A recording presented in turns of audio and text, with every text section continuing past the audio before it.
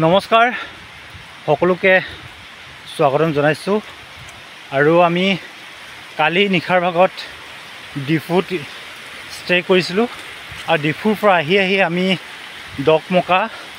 ডকমকাইদি আমি কাংথিলাংচু বুলি কয় যিটো জলপ্ৰপাত সেই কাংথিলাংচু জলপ্ৰপাতলৈ আহিলোঁ আৰু জলপ্ৰপাত চাবলৈ আচলতে বহুদূৰ খোজকাঢ়ি আহিবলগীয়া হৈছে প্ৰায়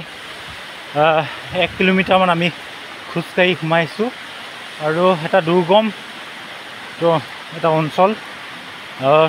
ৰাস্তা পদূলি যথেষ্ট ভাল এই স্থানলৈকে আৰু অতি ধুনীয়াকৈ তেওঁলোকে পৰ্যটন ক্ষেত্ৰ হিচাপে এই স্থানটো তেওঁলোকে গুৰুত্ব দিয়া হৈছে বা গঢ়ি তোলা হৈছে আৰু বহুত স্থানৰ পৰা মানুহ আহে দূৰ দূৰণিৰ পৰা লোক আহে এই জলপ্ৰপাতলৈ আৰু এটা অতি মনোমোহা এটা পৰিৱেশ বুলি ক'ব পাৰি চৌদিশে পানীৰ যিটো শব্দ আৰু আমি যিমান পাৰি আপোনালোকক দেখুৱাবৰ কাৰণে চেষ্টা কৰিম।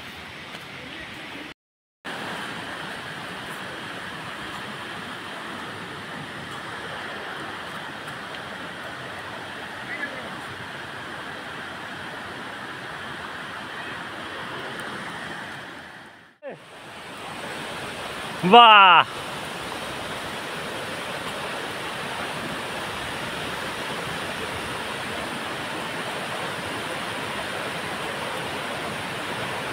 অৱশেষত আহি পালোঁ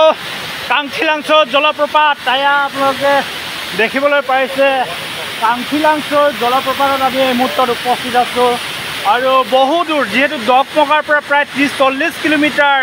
যাত্ৰা কৰি আৰু প্ৰায় 1 কিলোমিটাৰ ধৰি আমি খোজকাঢ়ি অৱশেষত কাংথিলাংচু জলপ্ৰপাতলৈ আমি উপস্থিত হ'লোঁ জলপ্ৰপাতত উপস্থিত হ'লোঁ এটা খুব অতি মনোমোহা পৰিৱেশ প্ৰায় 50-60 ফুট উচ্চতাৰ পৰা এই পানী বাগৰি আহিছে এটা সুন্দৰ এটা পৰিৱেশ আৰু চৌদিশে এটা মনোমোহা পৰিৱেশ আৰু এইখিনি স্থানত ইমান ধুনীয়া ঠাণ্ডা বতাহ পৰে ইমান ধুনীয়া বতাহ মাৰিছে ভাল লাগিছে মুহূৰ্তত আপোনালোকে চাব পাৰে এটা দৃষ্টিনন্দন এটা খুব মনোমোহা পৰিৱেশ এয়াই আচলতে কাৰ্বি পাহাৰৰ এয়া আচলতে এটা সুন্দৰ এটা পৰিৱেশ।